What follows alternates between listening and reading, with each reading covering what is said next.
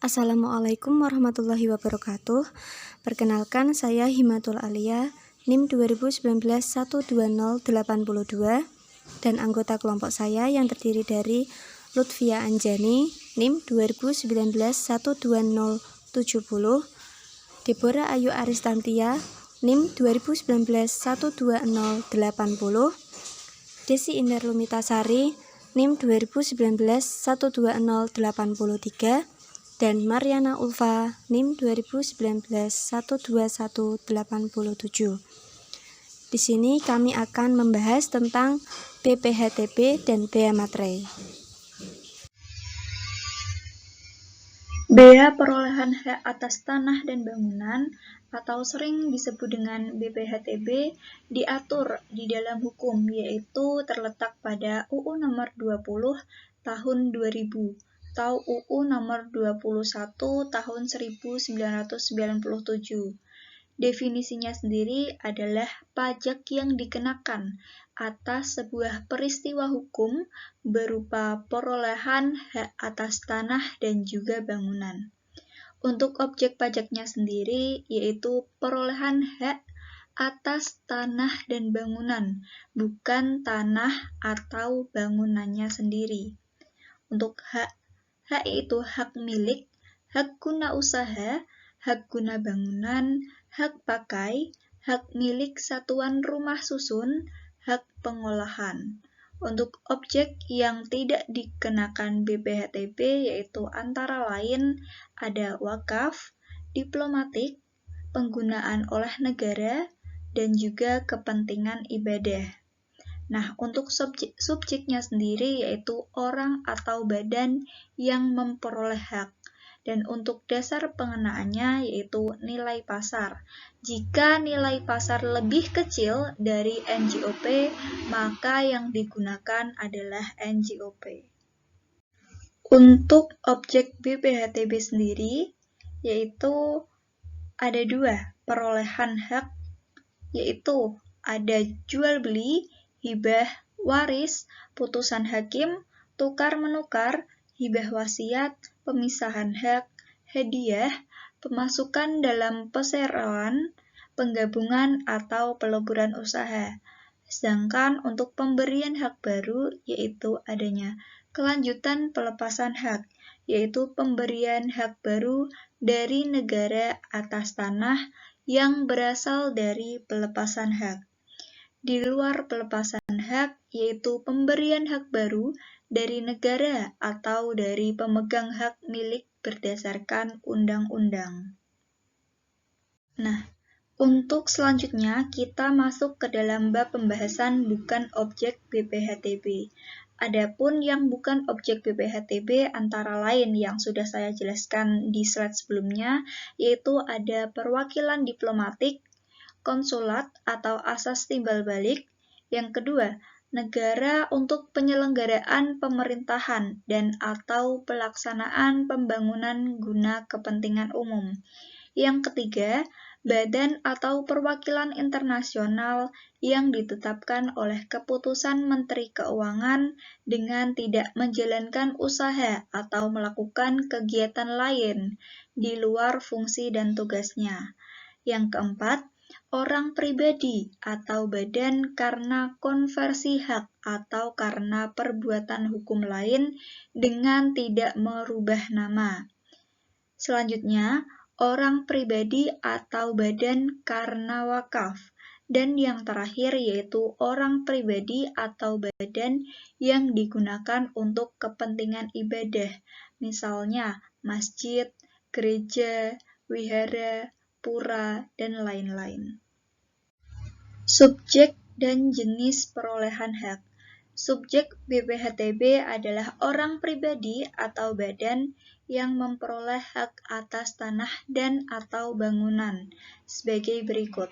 Hak milik, hak guna usaha, hak guna bangunan, hak pakai, hak milik atas rumah susun, dan yang terakhir yaitu hak pengelolaan. Untuk perhitungannya sendiri yaitu 5% dari DPP atau dasar pengenaan pajak. DPP yaitu nilai perolehan objek pajak kena pajak atau NPOPKP. NPOPKP sama dengan nilai perolehan setelah dikurangi dengan nilai perolehan objek pajak tidak kena pajak. Hal tersebut telah ditetapkan secara regional maksimal 60 juta. Khusus untuk hibah wasiat NPOPTKP maksimal 300 juta. Saat terutang pada saat terjadinya perolehan hak. Tempat terutang di Dati 2 atau Dati 1. Untuk surat tagihan BPHTB dikeluarkan jika pajak kurang bayar sanksi 2% per bulan maksimal 24 bulan. Untuk SKPKB dapat diterbitkan dalam jangka waktu 5 tahun berdasarkan hasil pemeriksaan. Nah, selanjutnya kita memasuki ke dalam pembahasan tarif dan perhitungan BPHTB. Untuk tarif BPHTB sendiri yaitu sebesar 5%. Nantinya total NPOP dikurangi dengan NPOPTKP yang mana maksimal 60 juta, kemudian akan menghasilkan NPOP kena pajak. Itu asalnya dari pengurangan NPOP dikurangi dengan NPOPTKP. Nah, nanti akan mendapatkan hasil BPHTB terutang, yaitu 5% dikalikan dengan NPOP kena pajak. Selanjutnya kita membahas mengenai NJOP tidak kena pajak. NPOPTKP ditetapkan maksimal 60 juta. Dan untuk warisan atau hibah wasiat maksimal 300 juta. Nominal tersebut telah ditetapkan secara regional oleh kabupaten atau kota, kecuali untuk DKI Jakarta ditetapkan oleh provinsi. Nah, untuk waris atau hibah wasiat, BPHTB dibayar 50% dari BPHTB terutang. Nilai perolehan objek pajak. Untuk nilai perolehan objek kena pajak, yaitu NPOPKP dihitung berdasarkan NPOP dikurangi dengan NPOPTKP.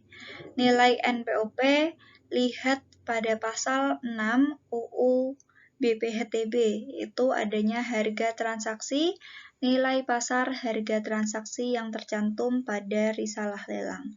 Jika NPOP tidak diketahui atau lebih rendah dari NJOP PBB pada tahun perolehan, maka DPP-nya adalah NJOP PBB.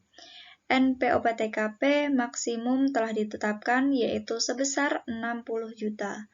Sedangkan untuk NPOPTKP untuk perolehan karena waris atau hibah wasiat maksimal sebesar 300 juta.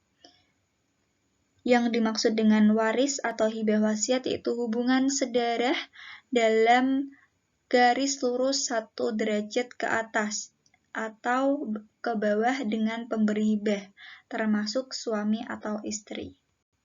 Untuk dasar pengenaan BPHTB sendiri, dasar pengenaan BPHTB adalah nilai perolehan objek pajak atau NPOP. NPOP ditentukan sebesar harga transaksi dalam jual beli, harga pasar dalam hal yang pertama, tukar-menukar, kedua hibah, yang ketiga hibah wasiat, yang keempat waris, selanjutnya pemasukan dalam perseroan atau bagian hukum lainnya, pemisahan hak yang mengakibatkan peralihan hak karena pelaksanaan putusan hakim yang memiliki kekuatan hukum tetap, penggabungan usaha, peleburan atau pemekaran usaha, dan juga hadiah. Nah, untuk harga transaksi dalam risalah lelang, NJOP PBB jika NPOP tidak diketahui atau NPOP kurang dari NJOP. BPHTB karena waris atau hibah wasiat. Perolehan hak karena waris adalah perolehan hak atas tanah dan atau bangunan oleh ahli waris dari pewaris yang berlaku setelah pewaris meninggal dunia. Perolehan hak karena hibah wasiat adalah perolehan hak atas tanah dan atau bangunan oleh orang pribadi atau badan dari pemberi hibah wasiat yang berlaku setelah pemberi hibah wasiat meninggal dunia. BPHTB yang dibayar atas perolehan waris dan hibah wasiat adalah 50% dari BPHTB yang seharusnya terutang. Saat terutang BPHTB, yaitu saat dibuat atau ditandatanganinya akta dalam hal misal perolehan hak karena jual beli, tukar menukar, hibah, penyertaan dalam perseroan, pemisahan hak yang mengakibatkan peralihan hadiah. Yang kedua, pendaftaran peralihan hak karena waris ke kantor pertanahan. Yang ketiga, saat penunjukan pemenang lelang. Yang keempat, sejak putusan pengadilan. Yang kelima, ditandatanganinya dan diterbitkannya surat keputusan pemberian hak. Selanjutnya, saat dibuat atau ditandatanganinya akta untuk transaksi, yaitu antara lain jual beli, tukar menukar, hibah, pemasukan dalam perseroan atau badan hukum lainnya, pemisahan hak yang mengakibatkan peralihan hak, penggabungan atau peleburan usaha, pemekaran usaha, dan juga hadiah. Selanjutnya yaitu saat tanggal penunjukan pemenang lelang untuk lelang. Selanjutnya, saat tanggal putusan pengadilan yang mempunyai kekuatan hukum tetap untuk putusan hakim. Selanjutnya, saat tanggal didaftarkannya ke kantor pertanahan untuk waris dan hibah wasiat. Dan yang terakhir, yaitu saat tanggal diterbitkannya keputusan pemberian hak. Tempat pajak terutang dan tempat pembayaran BPHTB. Yang pertama, ada tempat pajak terhutang adalah kabupaten, kota, dan provinsi. Tempat tersebut meliputi letak tanah atau bangunan sebagai objek pajak. Yang kedua, BPHTB terutang harus dibayar di bank, BUMN atau BUMD, kantor pos dan giro, dan tempat pembayaran lainnya yang ditunjuk Menteri Keuangan. Yang ketiga, ada sarana pembayaran adalah surat setoran bea atau SSB, yaitu formulir yang digunakan oleh wajib pajak untuk melakukan pembayaran BPHTB terutang. Yang terakhir, ada SSB dibuat dalam rangkap 5. Tata cara pembayaran BPHTB ada 2. Yang pertama, how Self-Assessment System WP BPHTB yang menerima perolehan hak atas tanah dan bangunan untuk membayar atau melunasi sendiri BPHTB terutang. Penyetoran dilakukan dengan menggunakan surat setoran BPHTB atau SSB. Yang kedua, ada where. Pembayaran dilakukan pada tempat yang telah ditentukan, seperti kantor pos atau bank BUMN atau BUMD di tempat wilayah kabupaten atau kota yang meliputi letak tanah atau bangunan yang dimaksud. BPHTB Official Assessment. Pertama, dalam jangka waktu 5 tahun sesudah saat terutangnya pajak atau setelah dilakukan pemeriksaan atau berdasarkan keterangan lainnya, DJP dapat menerbitkan SK BPHTB kurang bayar. Kedua, sanksi administrasi.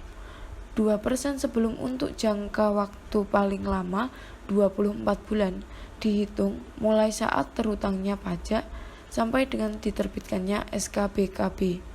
Ketiga, dalam jangka waktu 5 tahun sesudah saat terutangnya pajak atau setelah diterbitkannya SK BKB ditemukan data baru atau belum terungkap, DJP dapat menerbitkan SK BPHTB kurang bayar tambahan.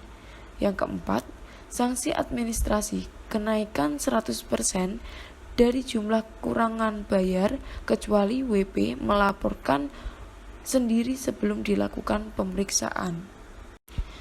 BPHTB Official Assessment. Selanjutnya, ada DJP menerbitkan surat tagihan BPHTB jika pertama, pajak yang terhutang tidak atau kurang dibayar. Kedua, berdasarkan hasil pemeriksaan SSB terdapat kekurangan pembayaran akibat salah tulis atau salah hitung. Terakhir, WP dikenakan sanksi administrasi berupa denda atau bunga. Selanjutnya, sanksi administrasi 2% sebulan untuk jangka waktu paling lama 24 bulan, dihitung mulai saat terhutangnya pajak. Selanjutnya, pajak yang terhutang berdasarkan SKBKB, SKBKBT, STBPHTB, SK pembetulan, SK keberatan atau putusan banding yang menyebabkan jumlah pajak yang harus dibayar bertambah, harus dilunasi paling lama 1 bulan sejak surat diterima oleh WP. Terakhir, jika hal tersebut di atas tidak dilakukan pada waktunya, maka pajak yang terhutang dapat ditagih dengan surat paksa. Pengurangan. Wajib pajak mengajukan pengurangan dengan alasan sebagai berikut. Pertama, kondisi wajib pajak yang ada hubungan dengan objek pajak. 1. Wajib pajak orang pribadi yang memperoleh hak melalui program pemerintah di bidang pertanahan dan tidak mampu secara ekonomis. Kedua, wajib pajak orang pribadi yang memperoleh hibah dari orang pribadi yang mempunyai hubungan keluarga sedarah dalam garis lurus 1 derajat ke atas dan ke bawah. Terakhir, wajib pajak memperoleh hak baru selain hak pengolahan. Besarnya pengurangan tersebut 50% dari BPHTB terhutang. Sebab-sebab tertentu. Pertama, ada memperoleh hak atas tanah dari hasil ganti rugi yang nilai ganti ruginya di bawah NJOP. Kedua, memperoleh hak atas tanah sebagai pengganti atas tanah yang dibebaskan oleh pemerintah sepanjang tidak bersifat real estate. Besarnya pengurangan tersebut 50% dari BPHTB terhutang. Wajib pajak melakukan penggabungan usaha dan sudah disetujui oleh Dirjen Pajak. Memperoleh hak atas tanah dan bangunan yang tidak berfungsi karena bencana alam yang terjadi paling lama 3 bulan setelah penandatanganan akta. Veteran PNS, TNI atau Polri, pensiunan PNS, purnawirawan TNI atau Polri, janda dan dudanya yang memperoleh hak atas tanah atau bangunan rumah dinas. Besarnya pengurangan tersebut 50% dari BPHTB terhutang. Ada wajib pajak karena sebab-sebab tertentu seperti terkena dampak krisis ekonomi yang berdampak secara nasional. Besarnya pengurangan tersebut 75% dari BPHTB terhutang. Terakhir, ada tanah atau bangunan untuk kepentingan sosial, pendidikan, panti asuhan, panti jompo, rumah yatim piatu, pesantren, sekolah, dan rumah sakit swasta. Besarnya pengurangan tersebut 50% dari BPHTB terhutang. Pemberian pengurangan BPHTB. Pertama, ada wajib pajak orang pribadi yang memperoleh hak baru melalui program pemerintah di bidang pertanahan dan tidak mempunyai kemampuan secara ekonomis. Besarnya 75%. Ada wajib pajak badan yang memperoleh hak baru selain hak pengelolaan dan telah menguasai tanah dan bangunan secara fisik lebih dari 20 tahun yang dibuktikan dengan surat pernyataan wajib pajak dan keterangan dari pejabat pemerintah daerah setempat. Besarnya 50%. Ada wajib pajak orang pribadi yang memperoleh hak atas tanah dan bangunan, rumah sederhana atau RS, dan rumah susun sederhana serta rumah sangat sederhana atau RSS yang diperoleh langsung dari pengembangan dan dibayar secara angsuran. Besarnya 25%. Ada juga wajib pajak orang pribadi yang menerima hibah dan orang pribadi yang mempunyai hubungan keluarga sedarah dalam garis keturunan lurus 1 derajat ke arah atas atau 1 derajat ke arah bawah, besarnya 50%. Pemberian pengurangan BPHTB sebab tertentu. Ada wajib pajak yang memperoleh hak atas tanah melalui pembelian dari hasil ganti rugi pemerintah yang nilai ganti ruginya di bawah nilai jual objek pajak besarnya 50%. Ada wajib pajak yang memperoleh hak atas tanah sebagai pengganti atas tanah yang dibebaskan oleh pemerintah untuk kepentingan umum besarnya 50%.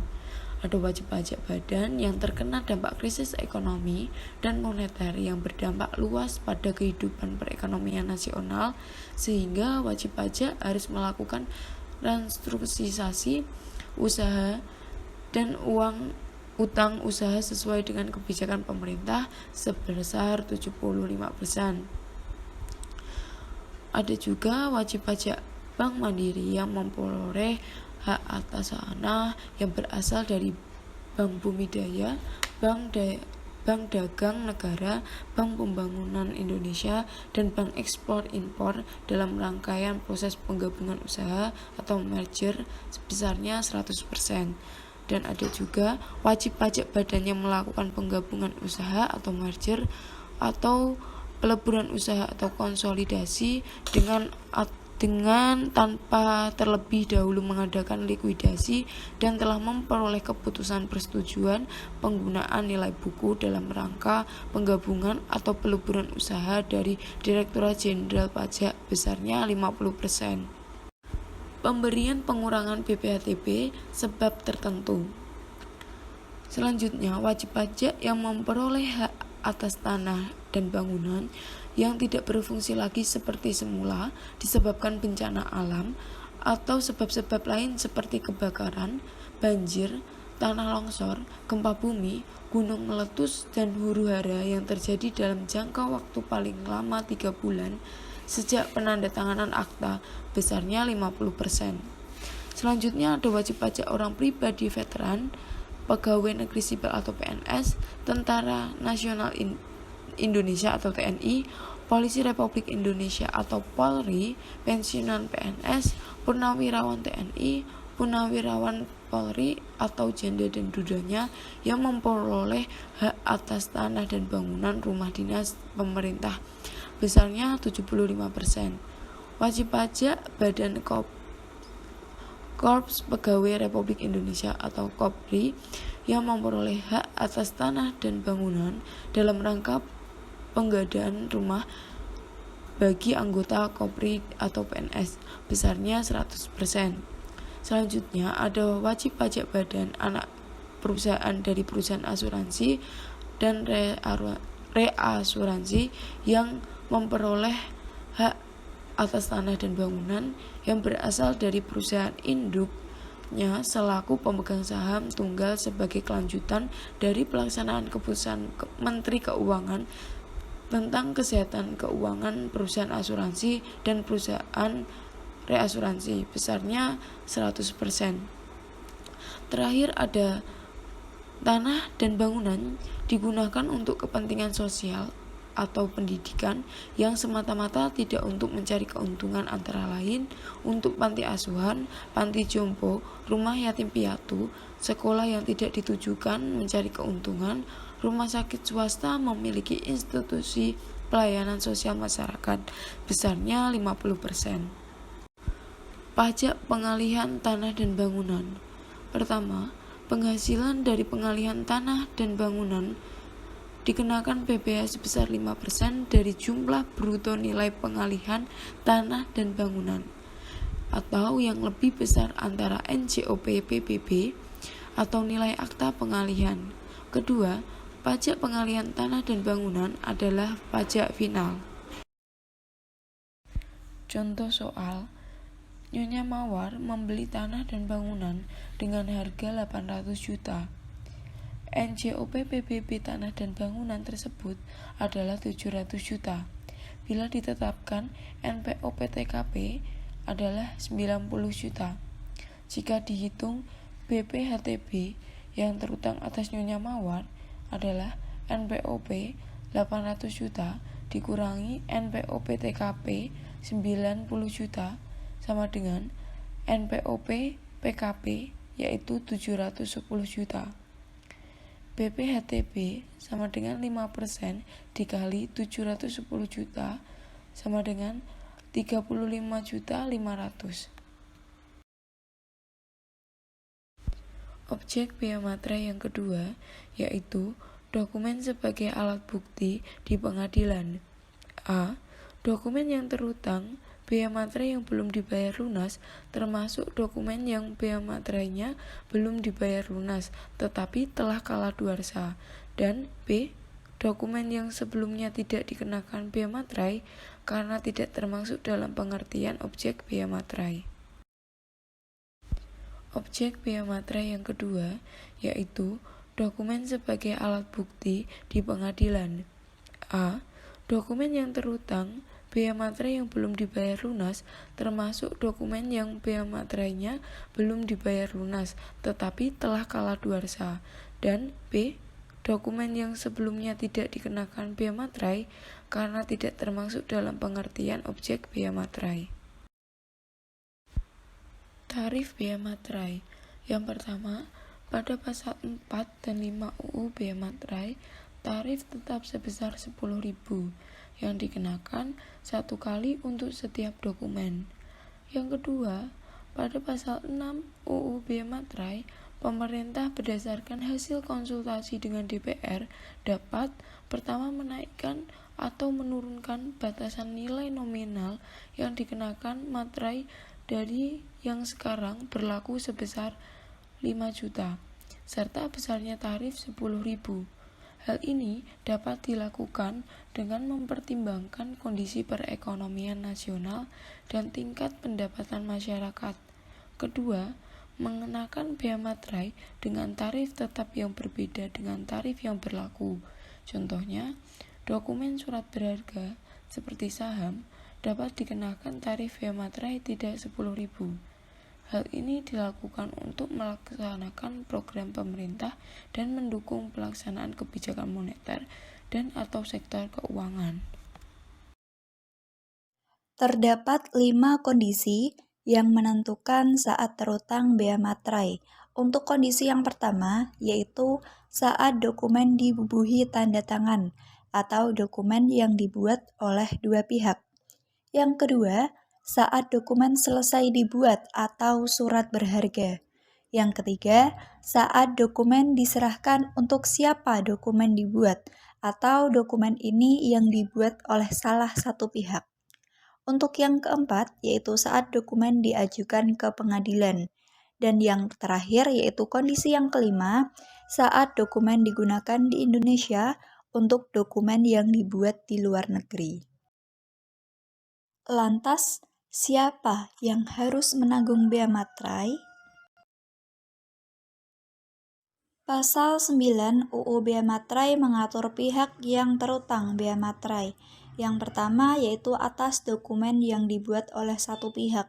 Maka biaya materai terutang oleh pihak yang menerima dokumen, contohnya kwitansi.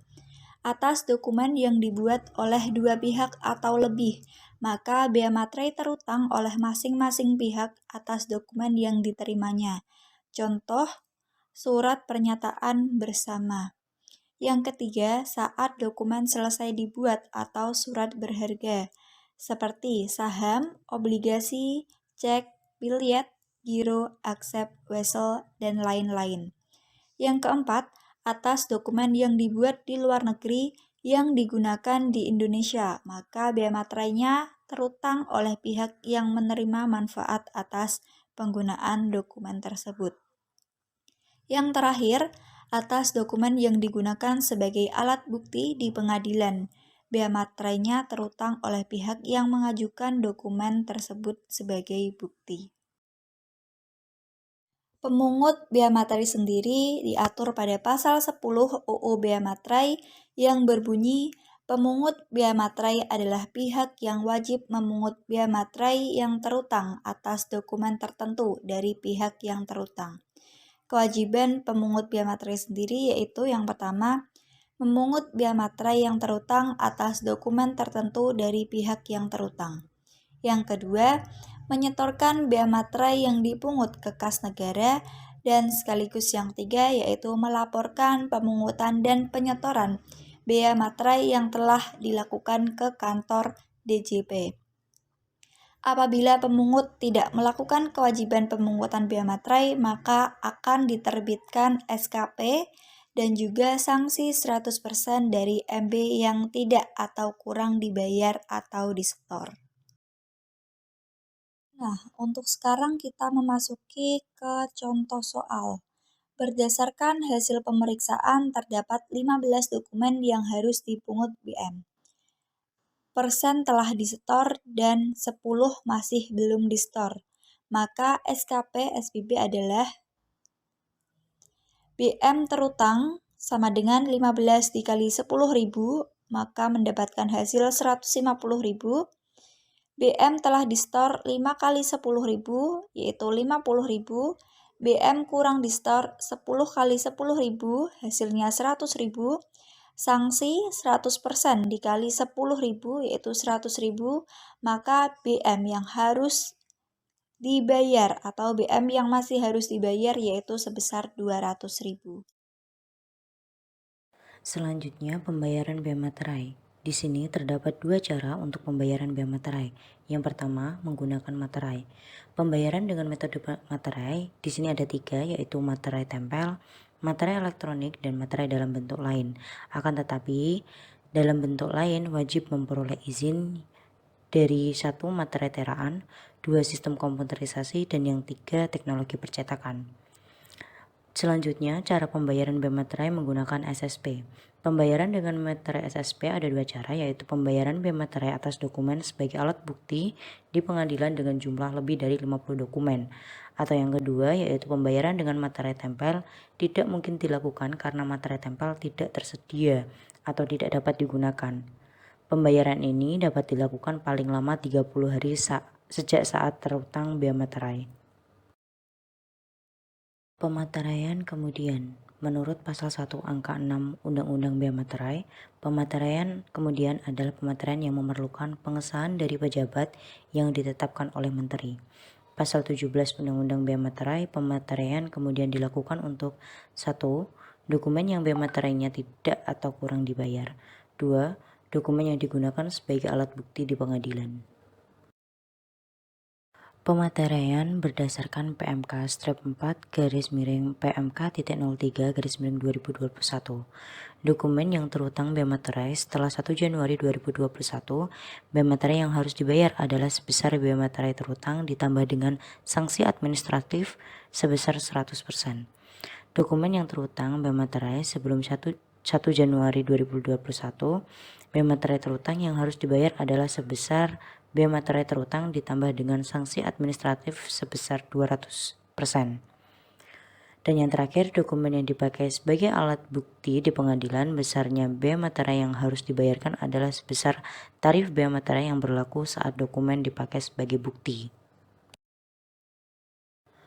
Pasal 22 Undang-Undang Bea Materai. Fasilitas pembebasan bea materai. Fasilitas pembebasan adalah fasilitas yang diberikan untuk tidak mengenakan bea materai untuk sementara maupun untuk selamanya atas suatu dokumen tertentu. Bea materai terutang dapat diberikan fasilitas pembebasan dari pengenaan, baik untuk sementara waktu maupun selamanya.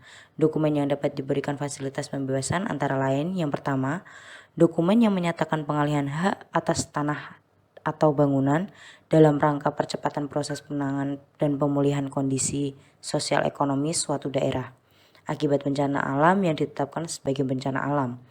2. Dokumen yang menyatakan pengalihan hak atas tanah atau bangunan yang digunakan untuk melaksanakan kegiatan yang semata-mata bersifat keagamaan dan atau sosial yang tidak bersifat komersial.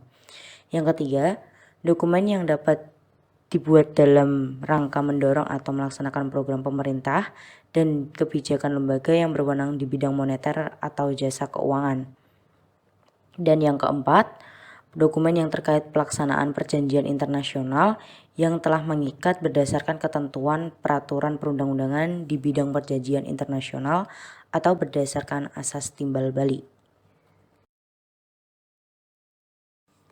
Daluarsa bea materai. Pasal 23 Undang-Undang Bea Materai mengatur, bea materai yang terutang menjadi kadaluarsa setelah jangka waktu 5 tahun sejak saat terutang. Artinya, apabila telah lewat dari jangka waktu 5 tahun sejak saat terutang bea materai, maka atas bea materai yang belum dilunasi tidak dapat ditagih kembali. Terdapat contoh, yakni Andi membuat dokumen tanggal 5 Maret tahun 2021, namun bea materai yang terutang belum dilunasi. Apabila dilakukan penelitian pada bulan April tahun 2026, maka bea materai terutang atas dokumen tersebut tidak dapat ditagih kembali atau dianggap telah lunas.